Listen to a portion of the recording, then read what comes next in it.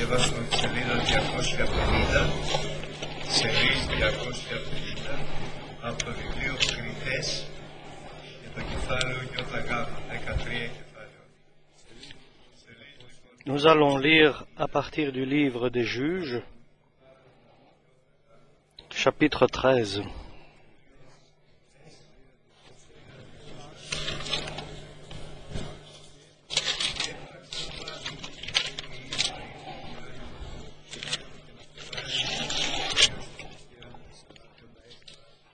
Les enfants d'Israël firent encore ce qui déplaît à l'Éternel, et l'Éternel les livra entre les mains des Philistins pendant 40 ans.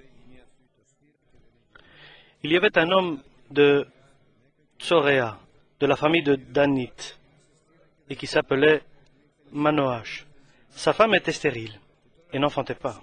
Un ange de l'Éternel apparut à la femme et lui dit, « Voici, tu es stérile, et tu n'as pas d'enfant. Tu deviendras enceinte, et tu enfanteras un fils. Maintenant, prends bien garde, ne bois ni vin, ni liqueur forte, et ne mange rien d'impur, car tu vas devenir enceinte, et tu enfanteras un fils. Le rasoir ne passera pas sur sa tête, parce que cet enfant sera consacré à Dieu, dès le ventre de sa mère, et ce sera lui qui commencera à délivrer Israël de la main des Philistins. » La femme alla dire à son mari, « Un homme de Dieu est venu vers moi, et il avait l'aspect d'un ange de Dieu.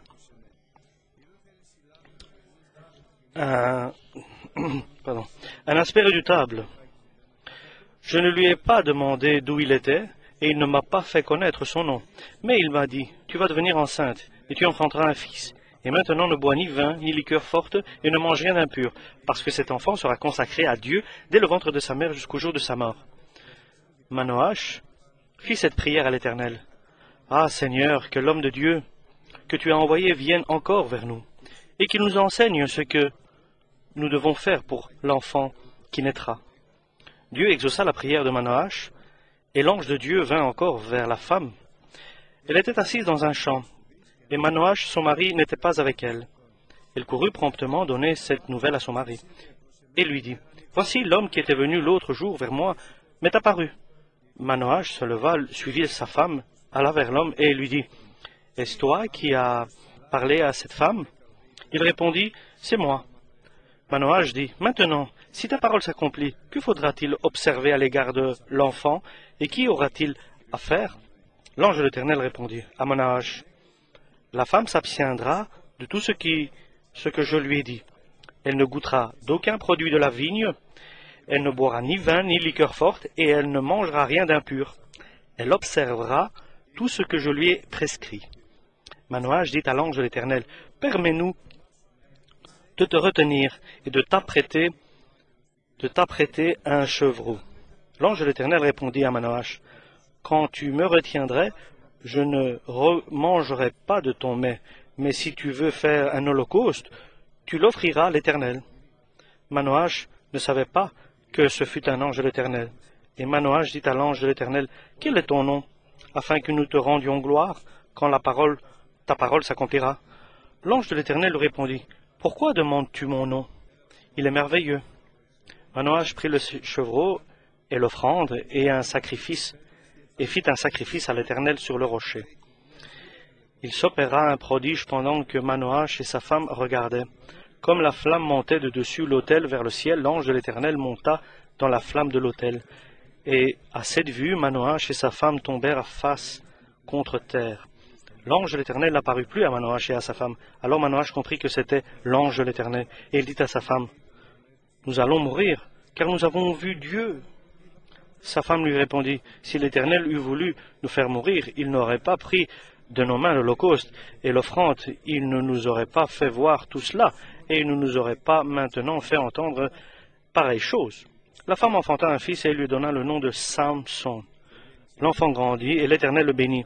Et l'esprit de l'Éternel commença à l'agiter à Machanedan, entre Tsoréa et Esh-Sahol.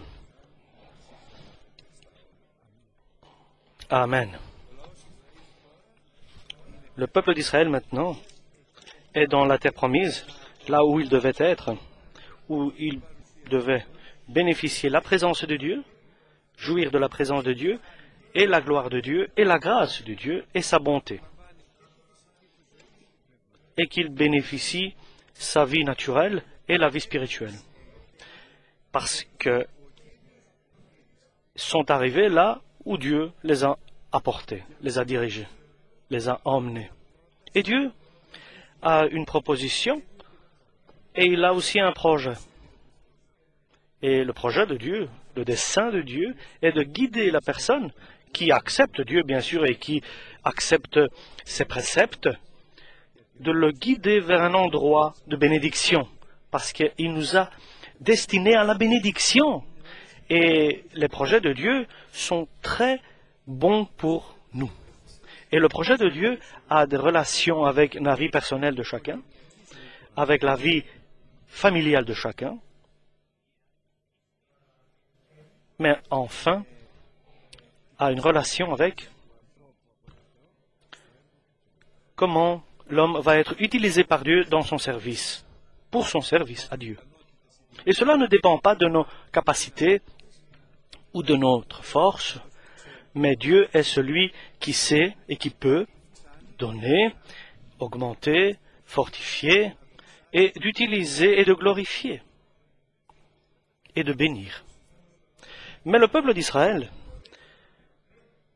quoique il s'est retrouvé avec une manière merveilleuse et prodigieuse dans la terre promise, nous pouvons dire dans l'Église du Christ, ici pour notre époque, parce que l'Ancien Testament a été donné pour enseignement, pour que nous puissions être éduqués et initiés à ce qui est spirituel, ce qui est les choses en relation avec Dieu.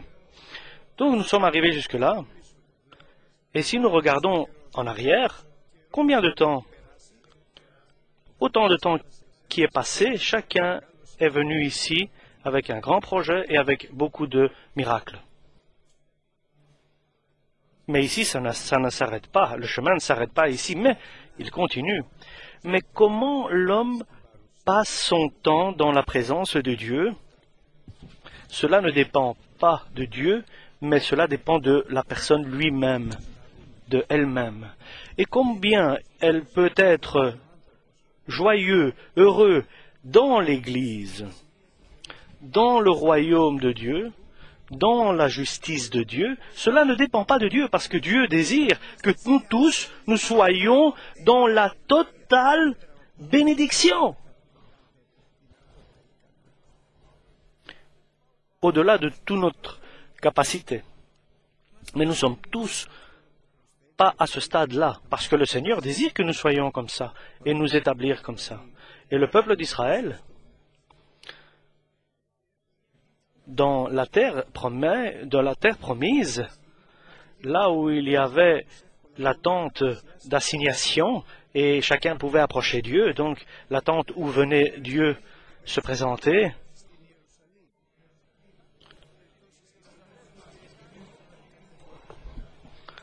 et se présenter à Jérusalem, et il faisait des sacrifices, et ces sacrifices pouvaient, et l'odeur de ces sacrifices arrivait à Dieu, et le peuple d'Israël passait des moments difficiles, et il était livré par Dieu entre les mains des Philistins qui étaient incirconcis. Comment peut-il arriver à ce stade-là? Comment peut-il tomber? Livré entre les mains des Philistins. Pourquoi? Parce qu'il a agi avec ruse devant Dieu, avec malice, et il n'a pas fait attention, il s'est senti, il n'était pas à la place où Dieu le désirait. Avec comme résultat, comme conséquence, des difficultés, des souffrances et des douleurs dans ce peuple, et des humiliations, mais pas sans espérance, parce que Dieu sait changer les événements et les situations. Après 40 ans, où la souffrance était encore beaucoup plus, Dieu a décidé, après 40 ans, d'agir pour libérer ce peuple des Philistins. Lorsqu'il est arrivé au sommet de la souffrance, lorsque la force des Philistins était très forte et qu'ils étaient les conquérants, ils étaient plus forts. Et il n'y avait pas une personne qui était d'un peuple aussi grand que le peuple d'Israël, il n'y avait pas une personne qui était digne de faire la volonté de Dieu pour qu'il soit utilisé pour sa gloire, pour qu'il soit utilisé pour la libération du peuple d'Israël. Il n'y avait pas une personne dans la terre promise. Il n'y avait pas une personne. C'est incroyable. Dans l'Église, par exemple, Dieu qui ne puisse pas trouver une personne digne d'être serviteur pour accomplir la volonté de Dieu. C'est terrible. Mais ce qui est impossible aux hommes est possible à Dieu.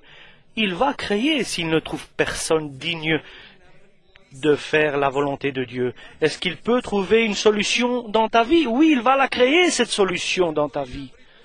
Est-ce qu'il ne peut pas trouver la manière d'une sortie? Oui, il va créer une sortie de secours parce qu'il est le Créateur et c'est le seul Créateur.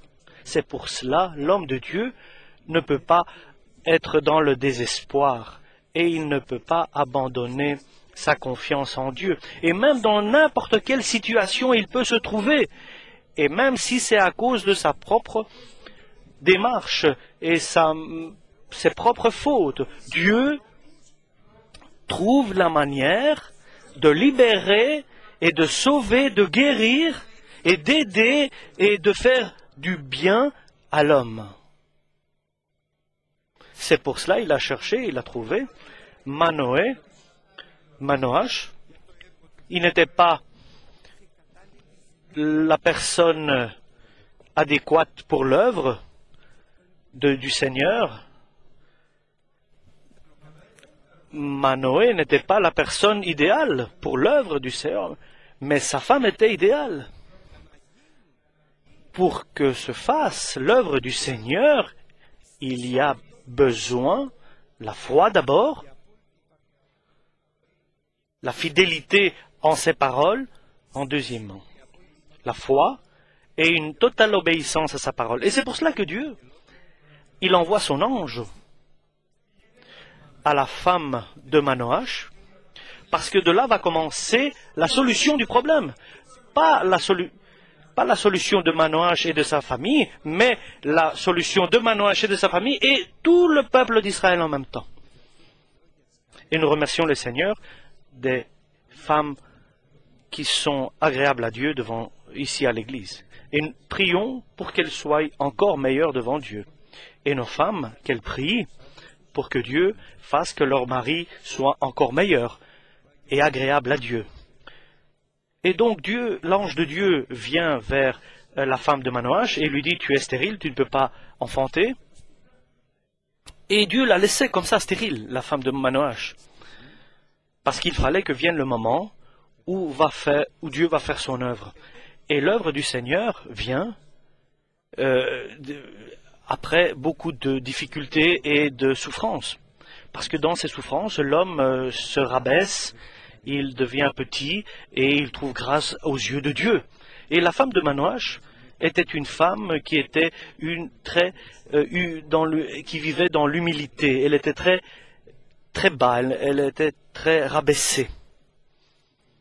Et donc Dieu a trouvé cette femme dans sa totale humilité.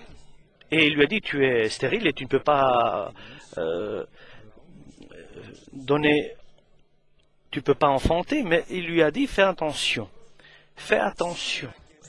Aujourd'hui et au-delà, ne bois pas de vin, ne bois pas de liqueur enivrante et ne mange rien qui est impur, parce que ce qui va venir en toi, donc ce qui tu engendras de ton ventre, il sera nazérien, il sera consacré à Dieu, et parce que seulement un nazérien, seulement avec une personne qui est consacrée à Dieu, il peut libérer le peuple d'Israël. Et sa consacration va commencer par toi. Parce que lorsque quelqu'un est dédié à Dieu, commence par nos parents. Et si tu veux voir dans quelle situation tu es, regarde tes enfants. Ne sois pas dans la joie. S'ils sont bien, c'est la grâce de Dieu. Ne sois pas déçu s'ils ne sont pas bien, parce que Dieu a la solution. Mais, il a été donné, il est certain que la situation personnelle de chacun, elle est reflétée par nos enfants. La situation de l'Église est reflétée par les presbytères, donc les anciens de l'Église. Et la situation de notre vie est reflétée par notre sanctification et notre consacration à Dieu. Je parle de chrétiens et de fidèles chrétiens. Je ne parle pas de personnes qui sont venues du monde avec des familles séparées comme certains. Mais Dieu est capable de créer des familles qui sont dans la bénédiction. Parce que le message d'aujourd'hui est que Dieu a la solution, mais sous certaines conditions. Il a la solution. Il n'y a rien d'impossible à Dieu. Il a la solution. Dieu a la solution. Et la femme de Manoach l'a cru. Elle a pris la décision, elle a été chez son mari. Et elle lui a dit qu'il y a une personne de Dieu qui ressemblait à un ange, mais elle ne pouvait pas savoir que c'était vraiment un ange, mais qui ressemblait à un ange. Et il m'a dit que je vais être enceinte et je vais donner naissance à un garçon. Et son message était persuasif que Manoach ne l'a pas cru. Qu'il l'a cru, pardon. Elle était tellement persuasive que son mari l'a cru. Manoach a cru à cette parole. Manoach a prié et a dit, après cela, je dois faire quelque chose. Maintenant que Manoach est entré aussi sur le chemin de l'obéissance, ma femme m'a dit, mais je dois faire quelque chose après ce qu'elle m'a dit. Et chers frères et sœurs, et ce message aujourd'hui, je crois que c'est un message précis. Nous devons faire quelque chose, comme le mari de Manoach. Comme Manoach, pardon. Je dois faire quelque chose, tu dois faire quelque chose. Nous devons accomplir quelque chose, mais quoi? Est-ce que tu n'es pas heureux dans ta vie? Est-ce que tu n'es pas heureux avec les actions que Dieu agit dans ta vie? Est-ce que tu es mécontent? Est-ce que tu... Et la réponse est la suivante, et qu'un ange du Seigneur parle à Manoach, et Manoach dit, je dois faire quelque chose. Et parce qu'il ne sait pas, il prie à Dieu et il dit, Seigneur, cet homme de Dieu que tu as envoyé à ma femme, envoie-le de nouveau, qu'il me dise ce que je dois faire maintenant. Il a dit certaines choses à ma femme, mais je voudrais qu'il me dise aussi à moi. Il n'a pas dit, ma femme doit faire quelque chose. Oui, ma femme doit faire quelque chose devant Dieu. Mais maintenant, moi aussi, je dois faire quelque chose, dit Manoach. Et Dieu, parce que sa requête était selon la volonté de Dieu, Dieu a répondu immédiatement. Et il a envoyé de nouveau son ange, et de nouveau à sa femme. Et lorsque sa femme a revu l'ange, elle a couru vers son mari Manoach. Et Manoach est venu, et après ce que tu as dit à ma femme, toi, pour l'enfant que tu vas nous donner, moi, que dois-je faire? Nous, que devons-nous faire? Nous, que devons-nous faire pour cet enfant? Chers frères et sœurs,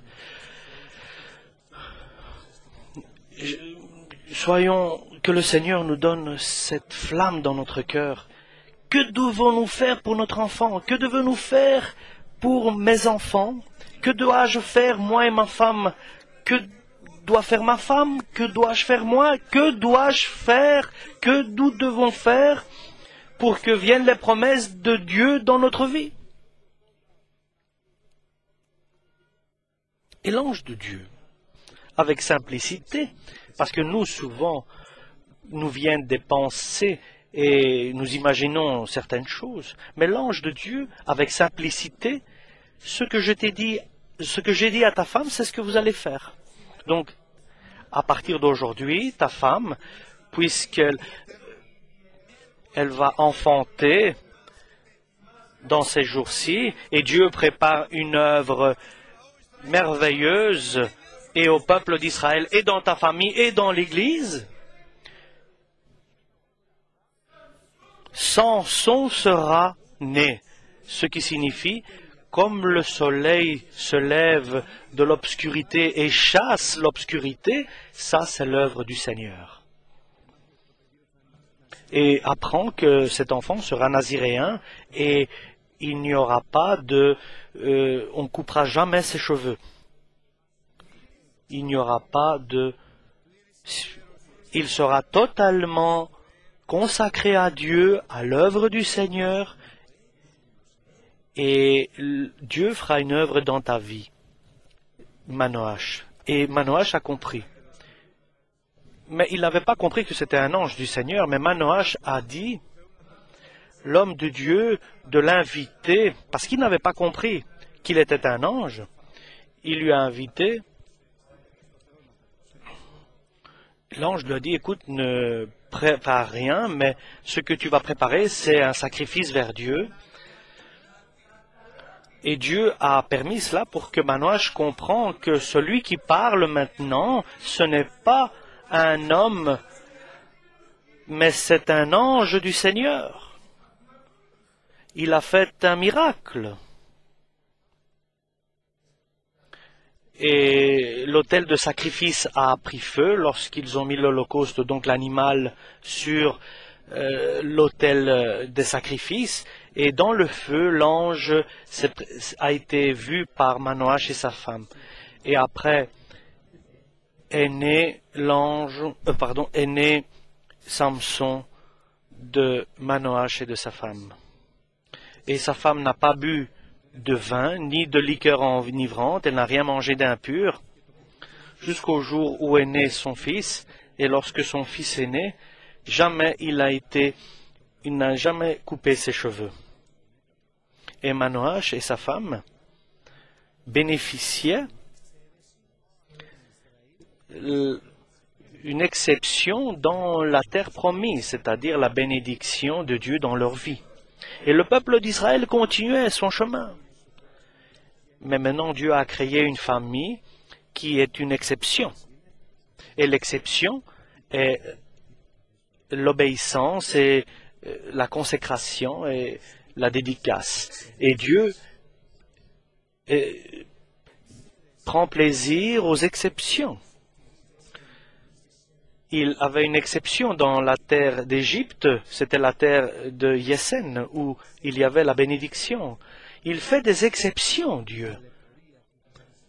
Quelqu'un qui passe la difficulté et les souffrances du péché, certains hommes, certaines familles, certaines personnes, il fait des exceptions pour l'Église, pour les personnes qui se consacrent à Dieu.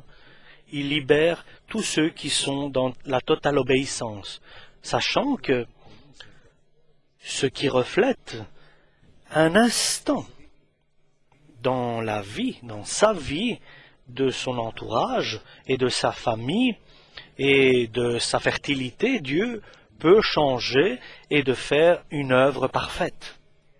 Une œuvre parfaite.